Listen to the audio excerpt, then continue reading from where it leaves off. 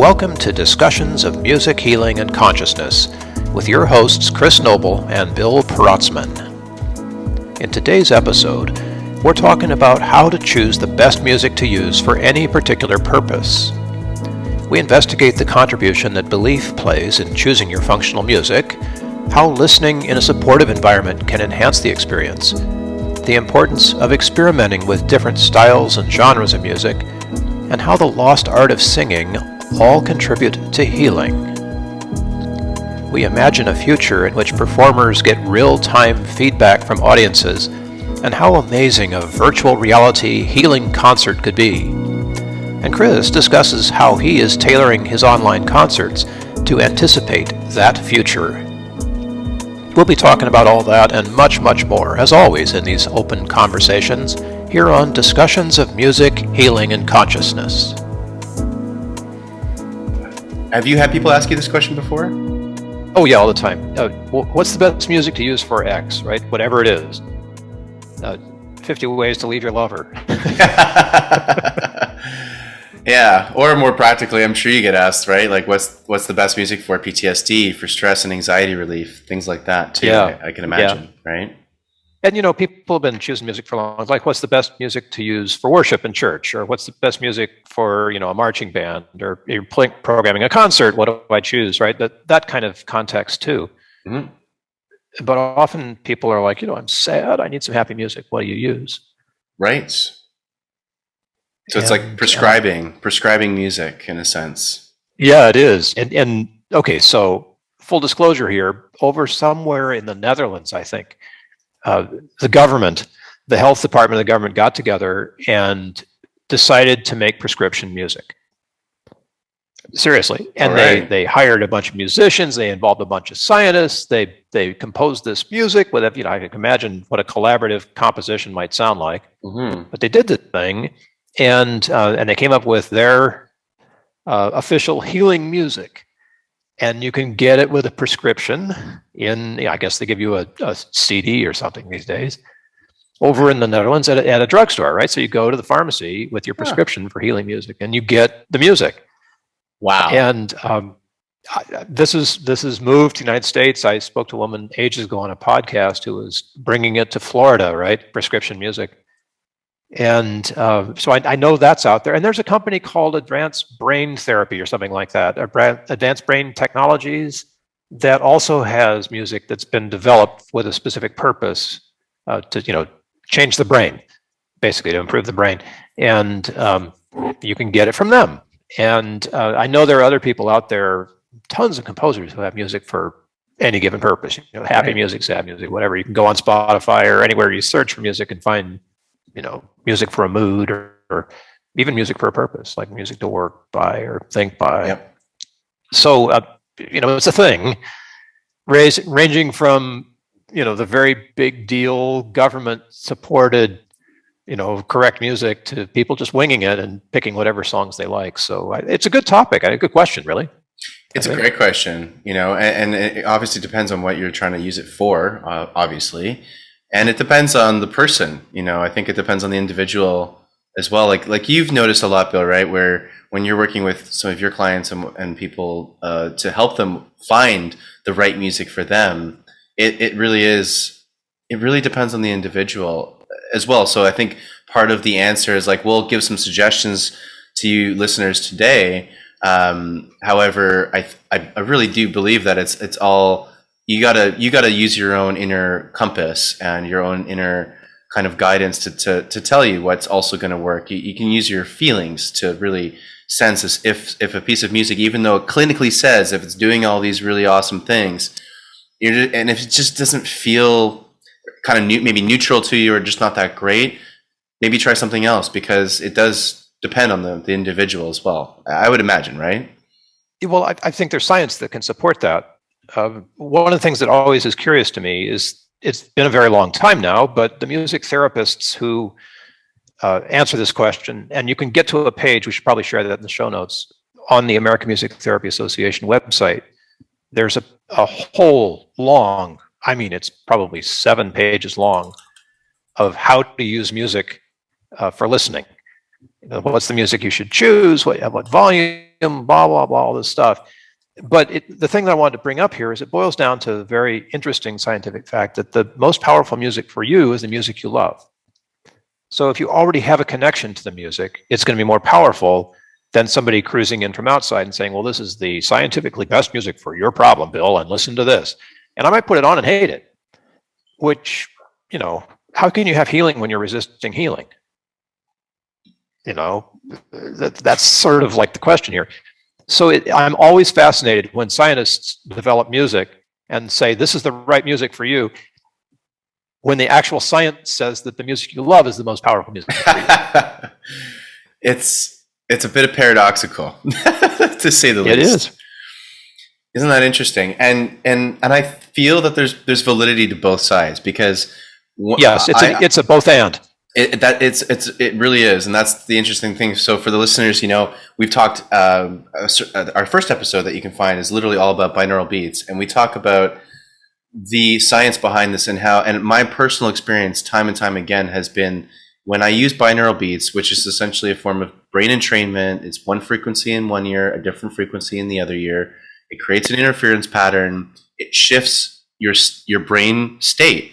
It shifts it from one state to another, depending on what you want to go for. And I find that really works. The binaural beats really do help shift the listeners that listen to my binaural beats, and it gets you into that different state of consciousness. I find a lot quicker and a lot more effectively.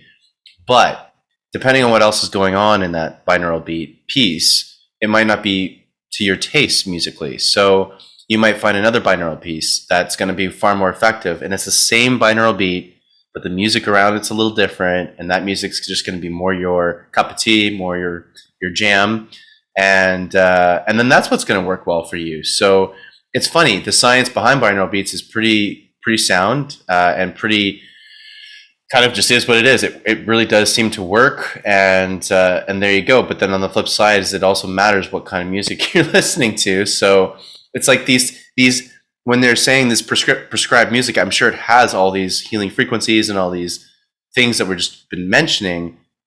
But at the same time, it's like, so it's not that it doesn't work. It does work. But if you don't like the music, it's not going to work as well, in a way, right? It puts a barrier. Interesting. This is one of the reasons, we're supposed to be talking about something other than binaural beats, but I love the binaural beat apps that let you have the beat, but overlay that with music that you like. Yeah. And that opens up a whole different can of worms, because what if you're trying to do something to slow you down with binaural beats, but the music that you choose is like pick me up music. Right. And that can be, working at cross purposes. But it is one of those things where you're not going to hurt yourself unless you turn it up too loud. You're not going to hurt yourself. So go ahead and play with it, mm-hmm. and see what works for you. This idea that we can predict the right music for you is, I think, a fairly recent evolution of scientific endeavor. Back in the day, people would be healed listening to music. And that would just be like, they were playing the healing music in the temple that day, and you went in and the monks were all chanting, whatever, and that was the thing, and it worked for you, and that was your culture, and so it all, it just kind of blended together. Mm-hmm. We do that here, go to church. Christian worship music it's a thing, right? It's a genre. Oh yeah. And people that go expect a certain kind of result from that, and so there we are. And I wonder oftentimes if, is the science necessary in order to enhance people's belief in the power of the music? Is the religious setting for the music necessary in order for people to enhance their belief in the power of the music? And it's an interesting question, because I don't know if you can measure that.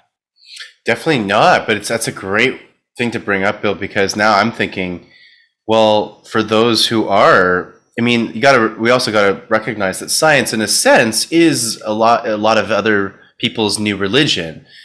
People that aren't religious basically use science to gauge what reality is and how to navigate reality and their life, just like we use religion to sort of navigate the same, to reinforce our belief set or something. It's to reinforce a belief set. It's the same purpose, same idea. You're just using a different ideology in a sense, and mm-hmm. science being the modern kind of new religion.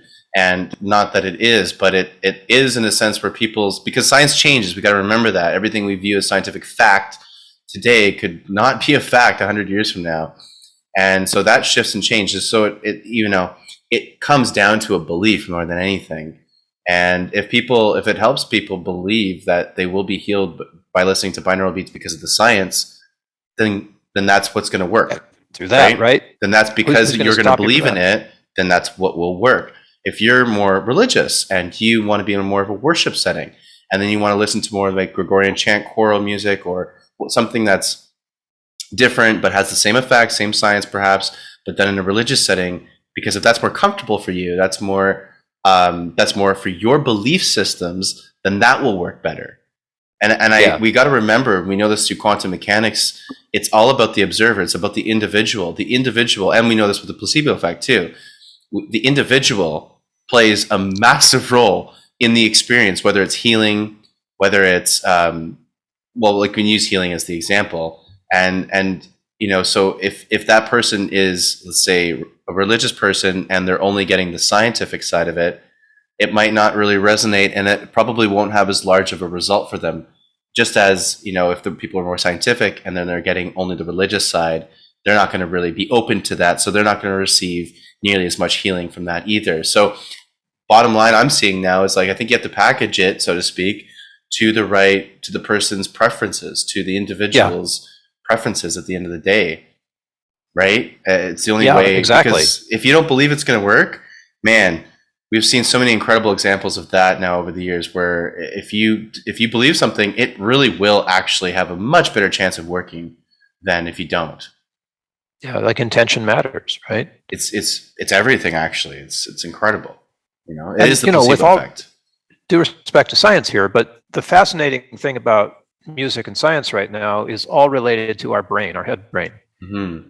There's work being done on the heart brain by heart math, but neuroscience, generally speaking, is about what's happening up in the head brain, and that's only a small part of us. And if you look at it sort of objectively, the head brain is sort of there to respond to its environment. It's not much of a director. The direction comes from some aspects of our brain stem, but the cerebellum is getting stuff late. The cerebral cortex processes stuff way after the fact, in brain time. Yeah.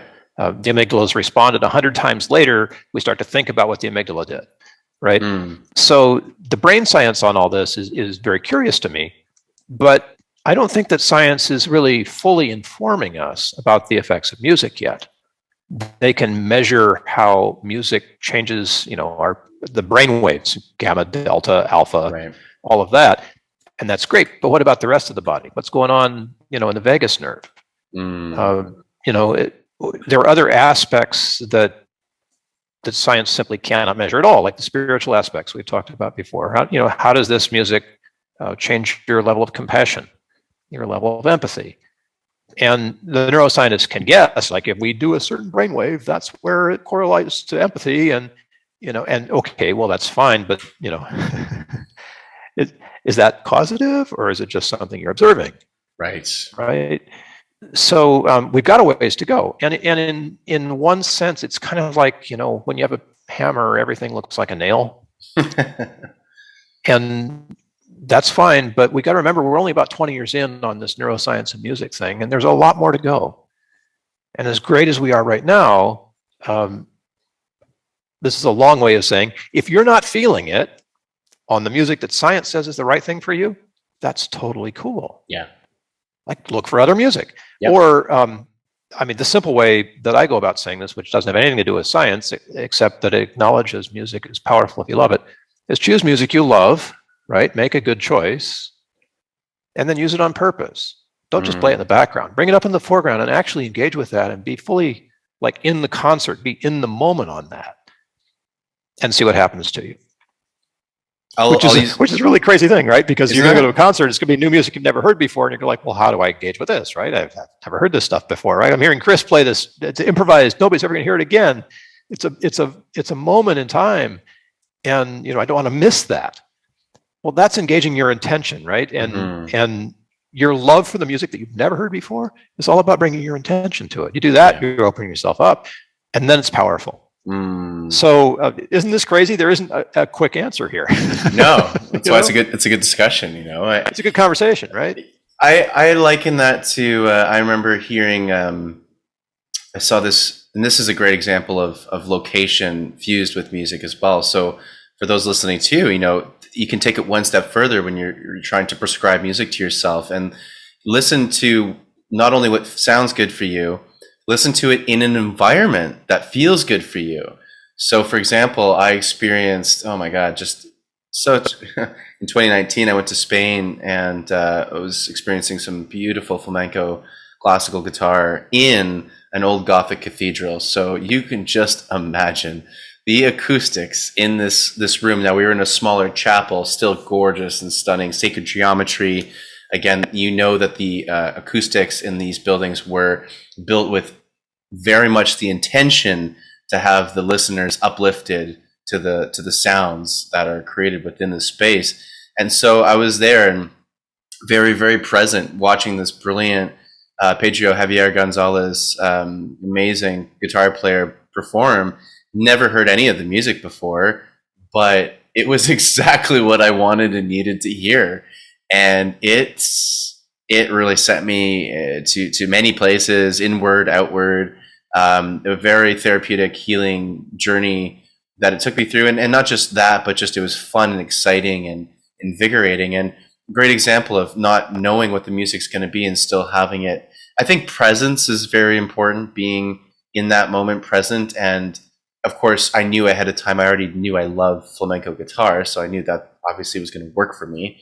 And he was one of the best players, in the country, actually. So obviously it was, you can set yourself up for success, right? But then to add in the Gothic Cathedral as the location, now we're even talking a new level of expansion and healing that is experienced when you bring in more elements than just the music too, which is something to consider. Maybe it's about presence, and Probably. Music is one component.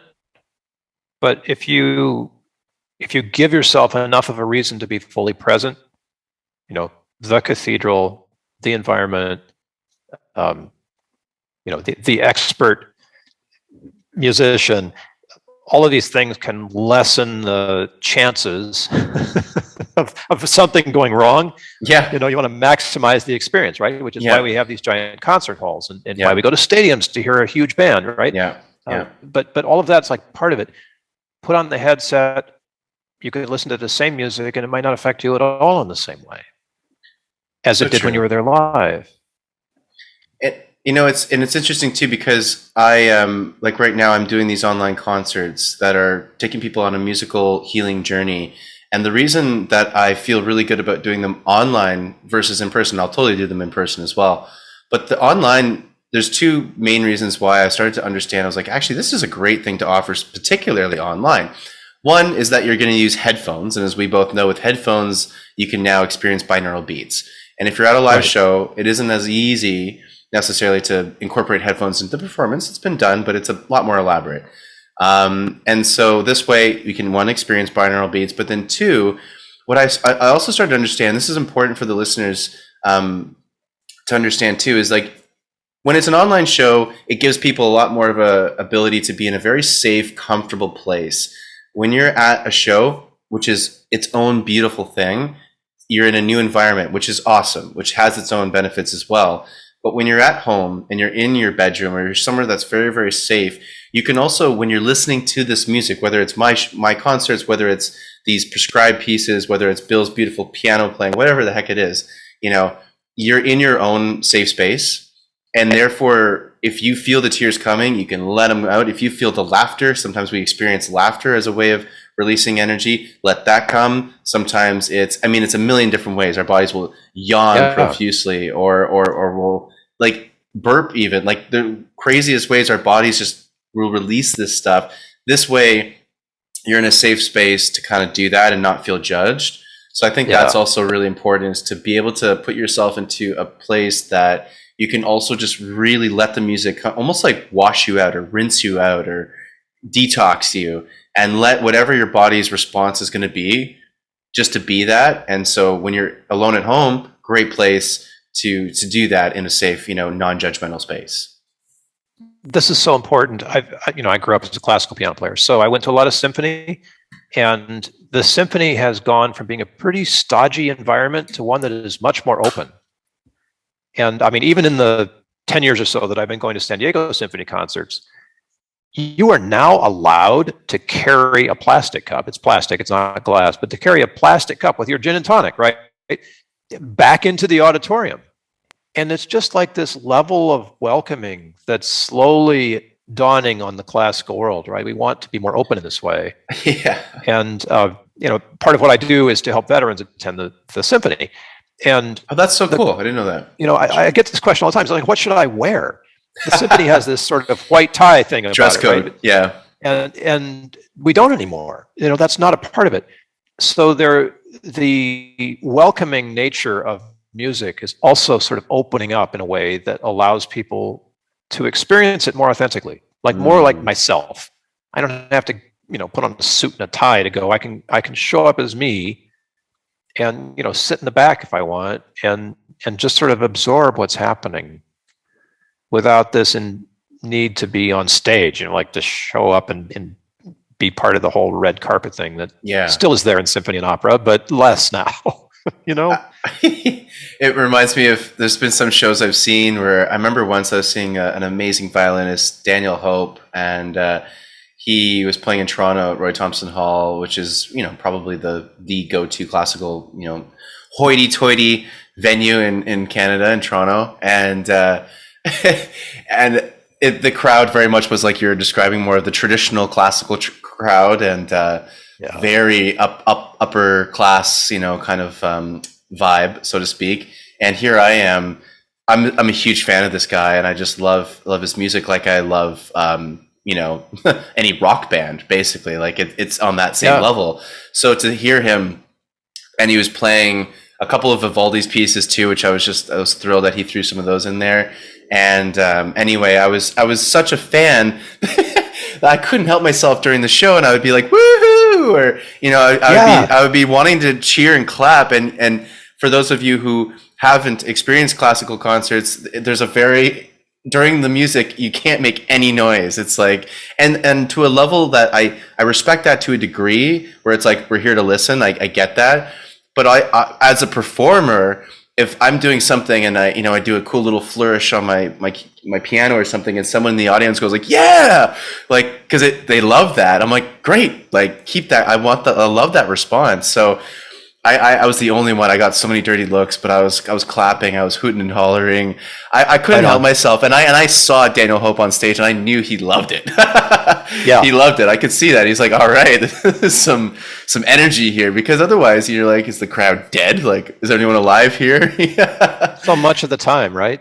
Much of the time. I'm glad to hear that it's changing. That's reassuring. It is reassuring, and it's still a difficult place to navigate. Yeah. But there's a way to do this. So over the course of the last year or so, have you heard of the organization called Fever? No, I think it's out of France.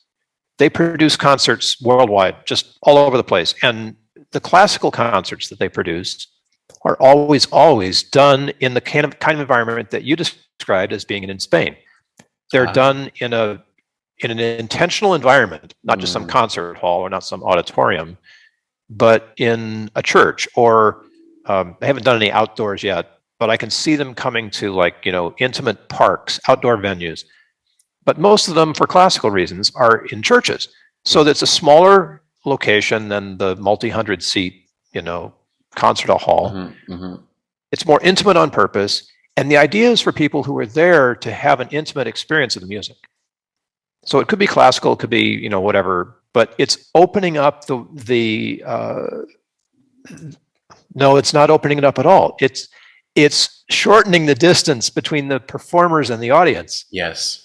Right? So you feel like you're there with musicians who are performing for you, instead of they're up on stage, like on the other side of the proscenium. Right. Got you. Yeah. You're there with them.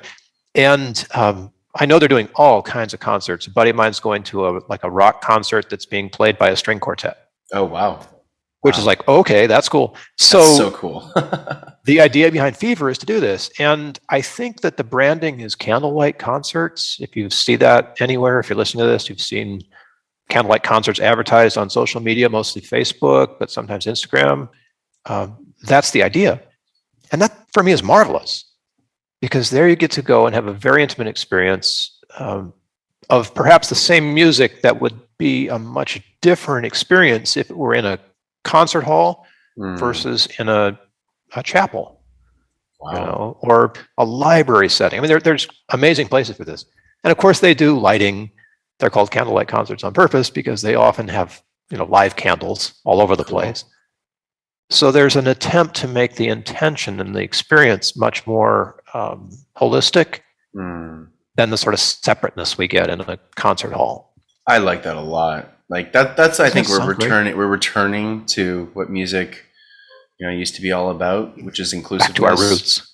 Yeah, and if you look, you look at the last 100 years or even 100 and 200 years of music, and it kind of is an example of how we've been as a species, where we've been so, for the last couple 100 years, especially, like really in our ego, really in the material world. We've almost let go completely of spirituality, and we're rediscovering that, coming back to that now, which is great. But we've let go of that. We went all into science, all into the left brain, all into like sort of the patriarchal / all that masculine minded way of living, which is fine if it's balanced with the feminine. But when it's only one thing, just like either end, it's unbalanced, and war and other things like that end up happening. And it's funny when you look at the way musical performances have been, where it's the stage, which is very separate from the audience, and that's what it was. And so what happens too is we end up kind of in a way worshiping these performers, or there's a separation where they're like, you're on stage and you're kind of like treated like this godly entity, and I've felt that feeling being on stage, and it's fun to a degree, of course. I mean, what person doesn't like feeling that sense of kind of almost power that you have on stage? But then what you're missing is that connection, that we're really not any different, though. At the same time, just because I'm a musician doesn't make me. I'm still a human, and we're all still human, and we can connect on that level. And when you have the stage kind of put aside, and the musicians are on the same sort of floor like you would be in a church, right, where you've got the pews, and then a little further ahead is like the open space where the performers can sit and perform. You're much more in an intimate setting. You're on the same level, literally on the same level. And I feel like you'll connect differently. I'm not going to say it's better or worse, maybe, but you're going to connect in a different way, in a much more intimate way. And I think that's a really great idea, especially with that kind of music. And lighting it with candles, I mean, that's a very, much more holistic and much more sacred kind of way of approaching. It's a much more sacred way of treating music and musical concerts, because that's another thing too. It's always been entertainment for the last 100, 200 years. Is music really just went full blown entertainment. That's all music is to entertain you. It's not to heal. It's not to help expand, or it's not to help a million other things that music we know can do. And now we're realizing that again, I think, with these kind of concerts. That's really cool. I didn't know about that cool organization. Yeah. And why not? Whoever came up with the idea, kudos, because we've wanted that. I mean, every time you go to a jazz club or a singer-songwriter kind of a thing or whatever, that's the idea that they're trying to bring to the concert stage. And I love the idea. I don't know how many jazz, like small trio kind of things I've been to where they're playing in a restaurant or something. I just go every week because the trio is so amazing. So and you develop a dialogue, with the band as they're playing. And it's not like you're ignoring them, or it's not like you're being disrespectful to say, when somebody plays a cool lick or something. It's so amazing. And especially in the improvisational environment, it's a different kind of church, than the symphony, which is a much more formal, iteration of that. It's all healing. It is. If you love jazz, you're in the jazz club. If you love Beethoven, you're at the symphony hall. who cares? It goes back. It goes back to what you like. Sorry to interrupt you, Bill. It goes back to what you prefer, right? It goes back to what you prefer, right? Yeah. And fortunately with music, I mean, we have this amazing opportunity now, which is so cool that you're doing online stuff because you don't even have to leave your house, and you can hear any number of on any day of the week, amazing concerts by like top 40 bands if you want to, or non-top 40 bands if you want to. Bands in town. You guys have bands in town in Canada? You we do. It's worldwide, right? So that's a great way of plugging into streaming music. Or if you're lucky enough to know the musician, right, then you get this personal invitation, come to my concert. And you don't really have to show up at all. You just like stream it and you're there, and computer. You can support the musician and you get the incredible effects. Or if you're experimenting, trying to figure out what music is working for you in a given place, all from the comfort of your own, easy chair at home or whatever. Yep. You can be there in person, up close and personal. This is a weird question, probably one that may not be fair to ask, but have you thought of interacting with your audience at all during the live stream? Do they have a way of talking to you? Or? Yeah, with the musical journeys, the only way I'm going to incorporate the bit of interaction will be after the journey, where we can share a little bit about what our experiences was. So it opens people up to not only share, but I find one of the things I love about in-person concerts is everyone after the show mingles and talks and chats. And sometimes friendships or relationships or whatever have come from these nice little interactions after the fact. So I definitely have an opening a little bit like 5 minutes, before and about 5-10 minutes after, for people to share. And it's not obligation, but it's there for people to have that option. Otherwise, I will be guiding people with my voice through it a little bit. I'll be singing a little bit. I'll be doing minimal sort of verbal guidance and mostly sonic musical guidance throughout the whole meditation, which is also themed each time. So you have like a theme that you're running with. But I am open-minded and trying to develop more ways to do interactions online, because, for example, one of the things I want to recreate somehow, and I don't know how to do this yet because so far technically I don't know if you can, but when I'm doing my in-person concerts, I love doing more sing-alongs, right? Because people need to sing more, and we are so, especially in the Western world, we're so scared to just sing. It's funny. People are like, I've talked to my dad about these. He's a great example. He's the first to admit it too, which I give him a lot of credit for. But he's like, he's terrified to sing. He's like, even on his own, like, I'm sure he'll hum a tune maybe on his own, but even then I can tell he's probably a little like, oh, I don't know if the neighbors, I don't want them to hear that. And that's fair, because I know he's representing a large group of people. And so when I'm doing in-person things, what I do now is I'll even, if I'm doing a cover song, I'll still add in sometimes extra lyrics that are super easy to sing along, or I'll be playing like almost an affirmation, and like I'll get people to repeat that, right? Let's just do a call and response sing along. And if I could figure out a way to do that online, that would be amazing. I don't know how, because of the technicalities with Zoom and the lag of Wi-Fi, and you have no guarantee of what other people's setup is like on their end. So I don't have any other ways to interact. And those of you listening, if anyone has figured out more interactive ways to engage with people online, I would love to hear that, because I think that's what we're really working on right now. Not to ever get rid of in-person, ever. But what I'm learning is that there's a benefit. Online has its own niche. It has its own benefit. Yeah. Just like in-person has its own benefit. So I'm trying to learn what works best with what world or what medium, I'm thinking to myself, as you're talking, wouldn't it be great to have, there's the chat we could all type into, but if there was some way that an assistant even could read back the chat into your headphones as you're playing, so you can get real-time feedback or near real-time feedback from the chat, audio. That would be interesting to me, because if I'm playing something, and this always happens, if I'm playing something that somebody in the audience doesn't like, I mean, hello, that's part of the job. So to say that, yeah. It might be nice to know why. Mm-hmm. And something more intelligent than, I don't like Bach. I'm not a big fan. Bach's hard. Yeah. It's not really close to my heart compared to Chopin or something, right? So it's just not me. But it'd be nice to hear from somebody in the audience exactly what it is that they're taking in at that moment. right? And somehow have that live in the moment feedback. Wouldn't that be amazing for musicians to have that? Yeah, I mean that would be that, because that's what you're missing from the in person is that feedback. It's like a feedback loop with the The feedback, audience. and you only get it when the song stops. Before the next one, you get some feedback. Yeah, And it's either a wild applause or a dead room. pretty Right? much. How do you navigate through that, right? What did I just do here? I know it's the end. The musicians, the challenge that we always face. I think is trying to monitor that, right? and the opportunity is to play stuff that people love. So theoretically, anyway, if you invite people to your concert, they know something about you and they're eager to hear the music that you have for them. Best possible situation. Yeah. Is it real? In real life, yeah, kind of, maybe half the room sometimes.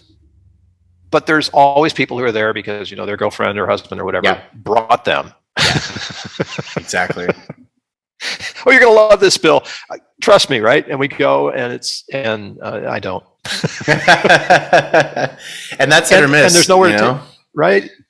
But even that energy is good energy, right? It's energy, and I love knowing what problems people are having with the music I'm playing. If for no other reason, then it helps me to guide the next time. But if you had it in real time, you could almost start like a dialogue and compose something up from scratch. Start with a single note. What are people thinking? That's boring, Bill. Play more. I like that. Even you take that to another level because my meditation, these meditation journeys are also very highly like 95% improvised. But then take that maybe into a different style of a show and make it more an audience. Like, for example, the TV show Whose Line Is It Anyway? It's one of my favorite TV shows. It's an improv show for those listening, and it's essentially a show that could probably air forever because there's no script. It's all amazing comedic actors improvising, scenes, and they have a variety of ways of generating different scenes and different scenarios. And doing the musical equivalent of that in a show, there's many times in Whose Line Is It Anywhere where they shout out to the audience for suggestions on a topic or a theme or whatever. And could you not do the same thing with music if you figure out this live feedback thing online to then have, I'm playing something and like you said, I could get the message in my ear from my assistant or something while I'm playing and that, we have a comment saying, can you play something, can you add in a beat now? I really would love to dance to this or something. Like, okay. Right, yes. And then you let the audience almost, like, how cool would that be? Like, you obviously have to, like with anything, gauge this, and have some sort of like cool idea. Musically speaking, as a musician here, I know that's not going to work really great, so I won't do that. Maybe I'll do something slightly different. But to at least have that influence from your audience and to know that, and for them to know when they buy that ticket to go to that event that they're going to be a part of the music creation. That's really cool. I love that. Isn't that cool? Great idea. I'd love that. Especially, especially if I was there with a healing need. Yeah. I might show up and say, well, this is how I'm feeling right now. And with your knowledge of binaural beats, you'd say, okay, well, based on the way Bill is feeling right now, I'm going to use this, what are we calling binaurals? Tempo? It's almost like it's like I'll use this brain wave almost, or brain wave. Okay, so you'd select a brain wave that would be more appropriate for whatever my needs were. Yeah. Versus a brain wave that might interfere, with what my needs are. Science can help us, guide those sorts of things. It's almost like having a big knob that's like a volume knob on your desk with these binaurals. You turn it down, you turn it up, and whichever one you choose, or whichever ones of them you choose, are theoretically anyway how we're supposed to respond. I love that. But even that, I respond differently to binaurals than Chris does. So. Like with anything, in the arts in general, you're never going to please everybody, and you also have to come back to that discernment from yourself, and ultimately, I think you always still want to create something that you personally enjoy as well. Not just going to do it purely for what someone else requests. As a musician, you also have to use your bit of temperament, I think, and still always make it authentic to who you are. But I love that. That'd be a really cool way to create. That's a great idea. Sitting on the bench, it's really a lonely place because you have no idea who's out there. And you can try to hit as much of the spectrum as you can, but you're always going to be leaving something out because there just isn't time to hit it all, right? Yeah. I'm in a project right now where we're doing West Indian music. And West Indian music, if you unpack it, has like, I don't know, 50 different genres. Wow. And then within those, there's cultural genres that expand out of that. And so this West Indian music is like this melting pot of all kinds of stuff, probably hundreds of different styles. Wow. And how do you choose? You know, and who do you know who's in the room? Because somebody might be in the room from Haiti who won't get anything out of your stuff if you're only playing reggae. Right. Right. And vice versa. And that's a thing, right? That's real. And it's more real even than the differences in classical music, of which there are some, but there aren't hundreds. I mean, not at that level. And I mean, think about it with jazz even too. There's so many styles of jazz, same kind of thing there. And with healing music, wow, we've got all kinds of healing music. You could have a healing from all kinds of things. How many things are there to be healed from? There's probably music for all of that. So, yeah. You know, if science is saying, well, this is the music to use, I'm like, well, for what? Yeah. It's a little presumptuous. But it's a step forward, right? But it is a step forward. And especially if you're going to take responsibility and guide people. Now that's a whole different thing, because not only are you offering them a musical soundscape in which they can immerse themselves, you've got to hope that the guidance you're giving them is taking them through that soundscape in a way that is meaningful for them. Right? It's definitely the hope.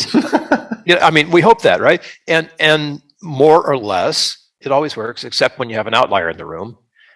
And as musicians, believe it or not, we're kind of actually taught to ignore the outliers. Yeah. Which seems backwards to me. I mean, the outliers are where the juice is. Who cares about what everybody knows? That under the big curve, that's the commercial part. Everybody will buy that, right? But the outliers are the ones who are pushing the envelope. And I'd love to know what that person's thinking, you know? Yeah, a little more innovation. One more innovation. Electro, what are those called? Those skull caps? Oh, yeah. If everybody in the room were wearing a skull cap or remotely or whatever, and then the feed was coming back and you could see a visual of what the audience's brainwaves look like in real time. Wow. There's an experiment we got to try. Right? There's an experiment. And you could probably do something like that in real time with technology without it being too crazy. But wouldn't that be cool? That would be so cool. To look inside your audience's brains and see what their response is. And then they could get a printout or something after the show and be like, okay, this is where your brain started and this is where you ended, or this is the, man, don't get me started. That's golden right there. That is actually, like, that's amazing. People would sign up for that even if they didn't care about science, just to see what's going on. I know. I'd sign up for that. That sounds awesome. But you know, that rabbit hole is deep, because then you could say, we're going to do this in worship now, and we're going to do it. You know, all of a sudden everybody's wearing their skull. This is what Meta's all about. The virtual reality that Zuckerberg's thinking about right now includes this kind of stuff, right? And oh my gosh, you guys, all I want to do is make music. To hell with this virtual reality craziness. Although, you know, and we welcome it. Because binaurals, right? Binaurals work because you can create a difference in the phase between one ear and the other. And it's just very difficult to do that in a room. Yeah. But with headphones, it's easy.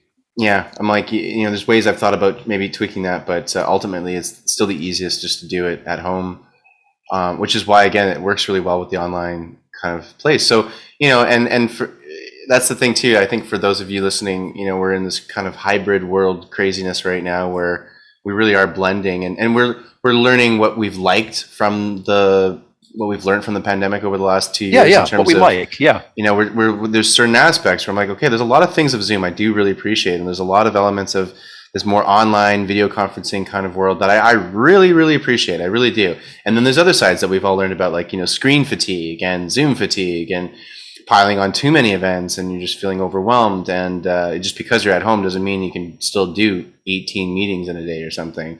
So we've kind of been learning this, and so it's nice to kind of come out now and say, okay, well, for the online events, this is really what we want to be doing, and binaural beats, for example, are a great way to, what you can't really listen to them in person, so we may as well do this one online. And then again, like you said, the brain scanning experiment that might have to be in person, and you just kind of figure it out from there. They have this great visual of an audience all with their heads stuck in a functional MRI, right?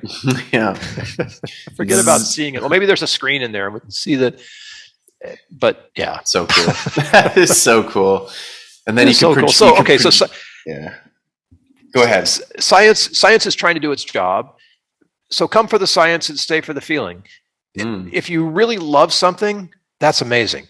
It's easy. But if you're on the fence, and the question is, do I go to Chris's concert or Bill's concert, right? It's like that, right? So where do I think I'm going to fit better? You don't have any way of measuring your feeling response yet. Go to the science. Oh, well, Bill's just playing classical music. Well, Chris is doing this stuff with binaural beats. Well, I'm interested in binaural beats.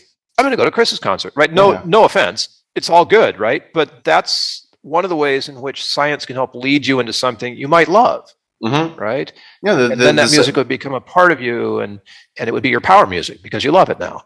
True, and the same can be said for just going to see a classical show. And if you look into the science, like, you can see that classical music gets played in greenhouses and plants grow more, and so it shows that there is still organic growth that is stimulated by classical music. So maybe that's more what you're going for. And because of the science, you go to Bill's concert, and it's just like, it doesn't. It like we've been saying, I think the real moral of this podcast is it does come back to your preference, and to honor what you like, what you appreciate. So when you're going out to seek other forms of healing music, you yourself are still the ultimate GPS. You're the ultimate, guidance system, right? Yes. And so trust yourself, trust your instincts, trust what feels good for you and what intrigues you, and really go with that. It's not like we're dealing with really intensive medicine here, where if you're off by a little bit, you could really screw yourself over here. This is a much more easygoing and experimental sort of space where you can really have a lot of freedom to play around and see what feels good for you, what doesn't feel good for you. You're not really going to make a wrong choice. You're just going to have a maybe less effective situation than another. So it comes down to you, really, at the end of the day. I love that people are getting more spooled up on how music works on us. That's one of the great effects of having neuroscience so involved with it. Big time. And it's not just what they call anecdotal evidence anymore. There's actual, we can track this.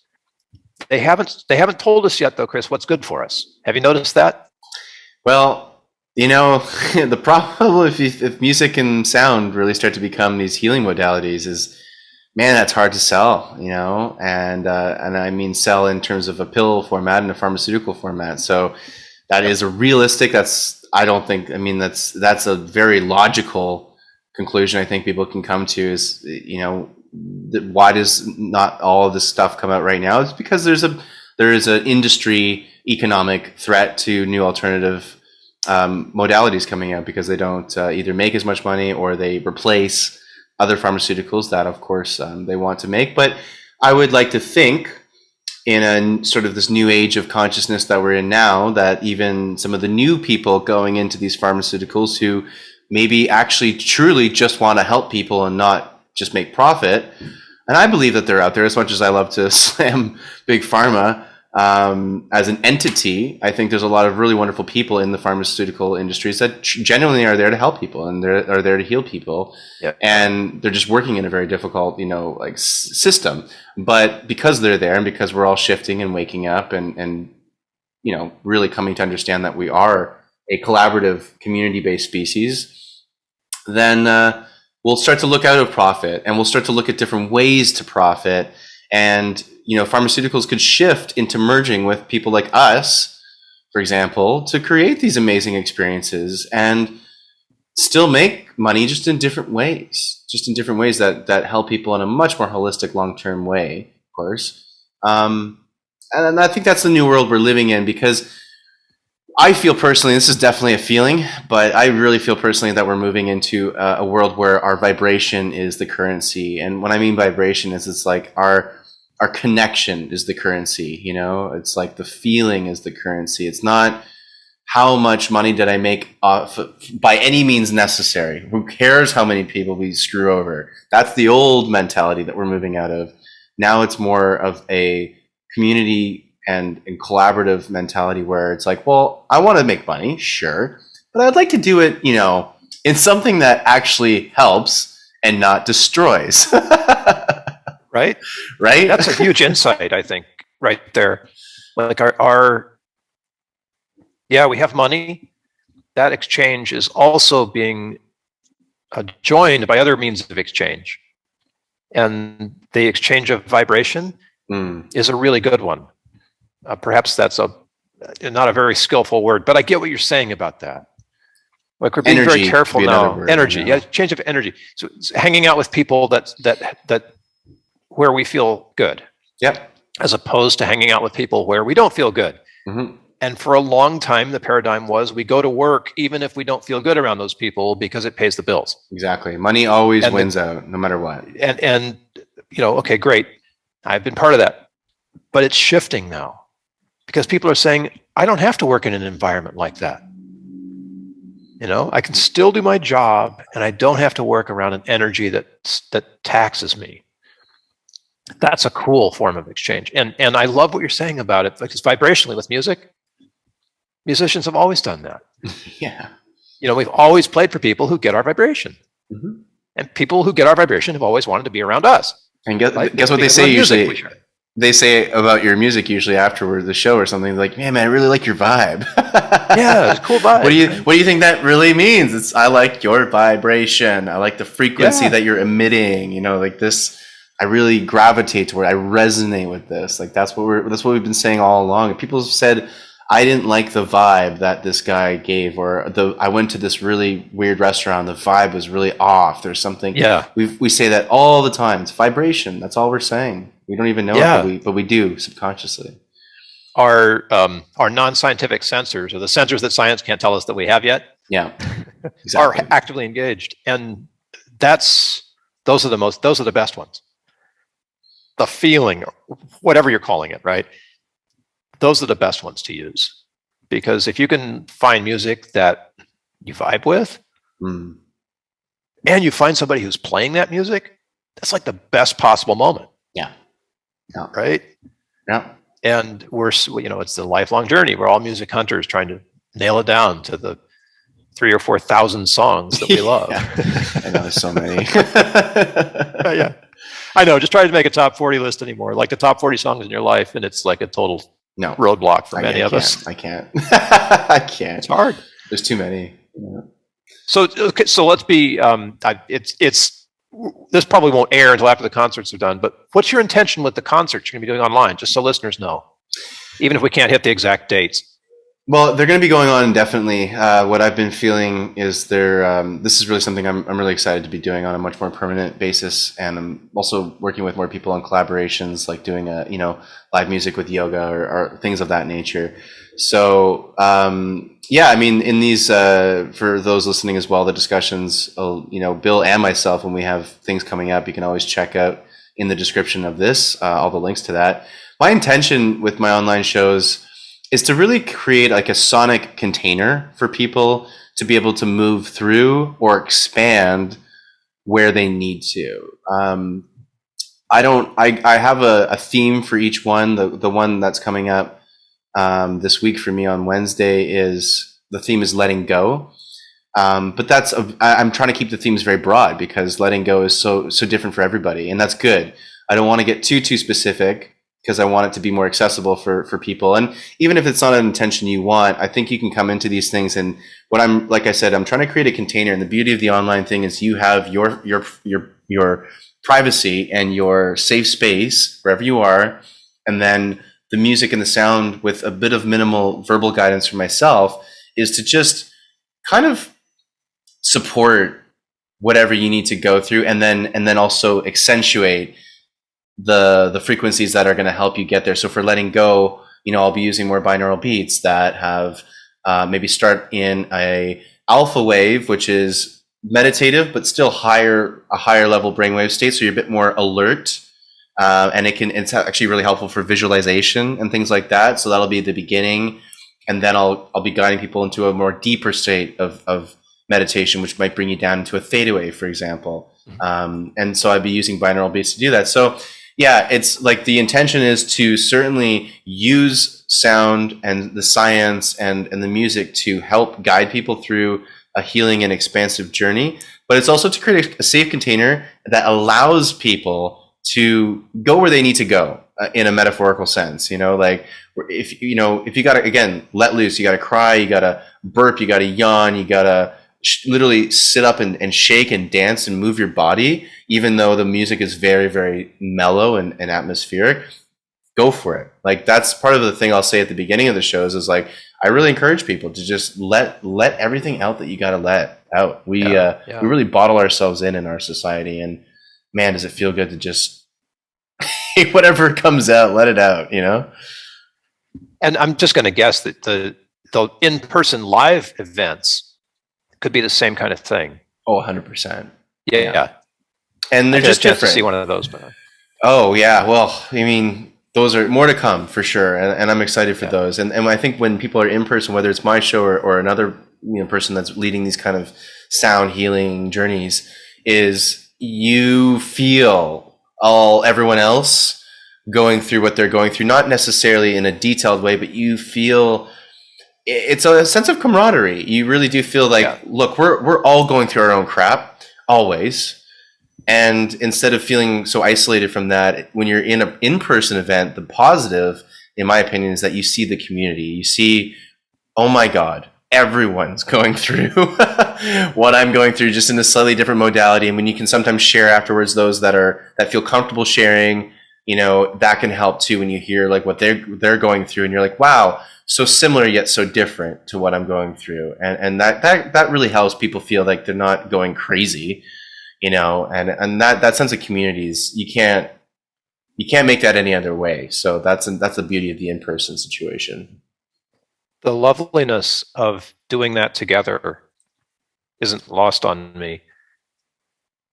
It happens every time there's music somewhere. Yeah. If you're alive to that, you can pick it up. But I think the intention and bringing that intention right up to the front of it and saying, this is what we're here for, just gives people such safety and a sense of camaraderie at the start of it, that by the end, and music, of course, music brings us together. So not only does music bring us together in terms of enjoyment, brings us together in terms of process too. And offering that journey to people, like right up front, this is what we're going to do. That's so powerful, man. That is so powerful. Thank you. I'm excited, and there's a bit of fear in me, and it's good fear. It's like that excitement where you're pushing boundaries and you're trying something very, very new, because this is very new for me. And but it feels so in alignment and feels like something I really need to be doing. And got to do it. We have a role as musicians and as creators, and especially right now, I feel that responsibility in a sense to just create whatever I can do on my end to help humanity go through this rebirth that we're going through, which is great and at the same time painful, because birth it's a process, it's transformation, it's metamorphosis. So music is so good for just helping you go through that metamorphosis. And again, listening to some beautiful classical piano, or wherever the heck I've been listening to so much Spanish guitar in the morning. I don't even know why. It just feels so good. I just do it because it feels good. I'd like to suggest that maybe it doesn't even matter what the music is.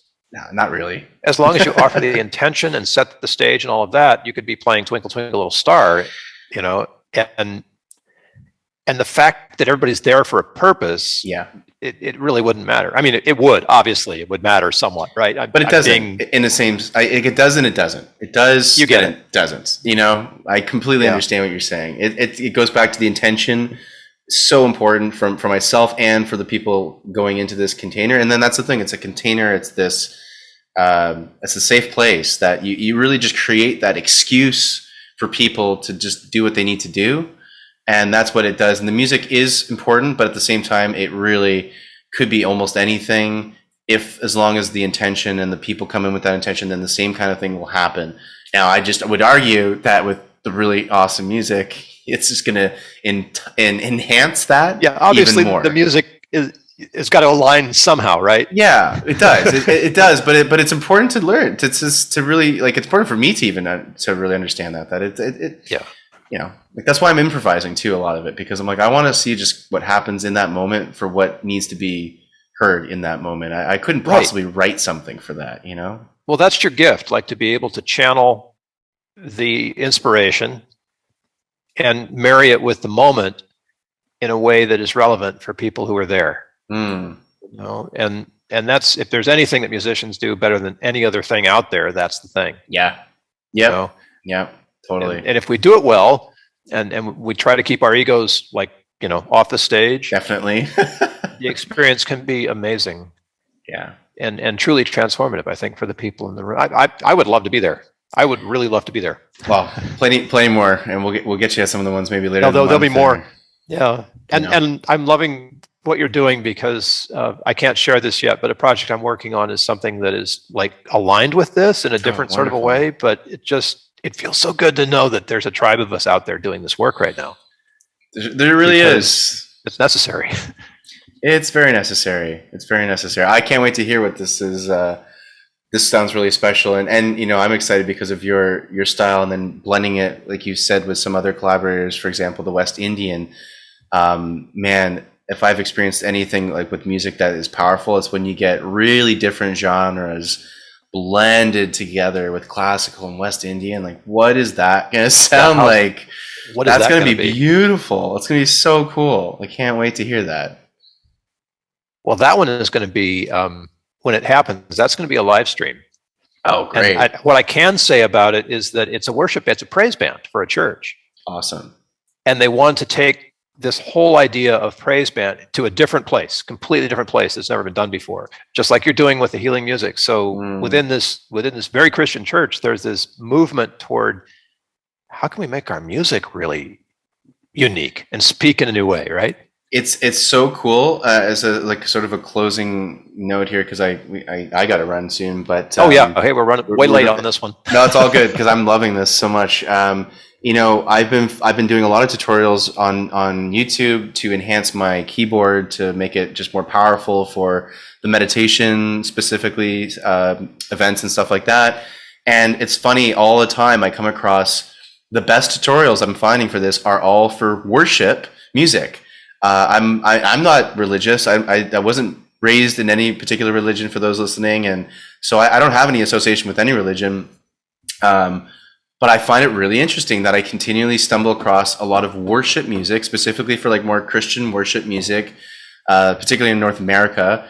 And I've been learning from a lot of these worship piano player, keyboard player kind of people who are bestowing all their really amazing, basically their information and research from when you're playing in what I've learned very recently, what really worship music is exactly the same thing I'm trying to create when I'm creating a more psychedelic or a real like journey, like a musical journey that brings people through like a you know, like a whole climax, and then like come down, and like there's a whole journey that you go on, and it's very uplifting and euphoric, and you feel that like, holy wow, like there's something has shifted. That's basically worship music. That's kind of what it's trying to do. That's what I'm trying to do. I just don't call it worship music, because I didn't realize I'd be really actually familiar with the term until recently. So, you know, it's just different names for, I think everyone's got very similar intentions here. And because of all of our diverse backgrounds, we're coming at it in all these different ways, but for the same outcome and for the same kind of purpose. It's so cool that we're doing that. Yeah. I love that. Yeah. Isn't that amazing? I love that. I mean, here we are in all the different corners of the world, just going at this thing that is healing through music. Yeah. There you go. Incredible. Thank you for listening in on our conversation, and for taking time to show your appreciation with a like, share, or subscribe. Discussions of music, healing, and consciousness is a practice of spontaneity, and we welcome your comments, ideas, and questions. There are ways to connect with us in the show notes, so let us hear from you. Until next time, this is Bill Protzman along with Chris Noble, wishing you great musical health. Samara Huchaya.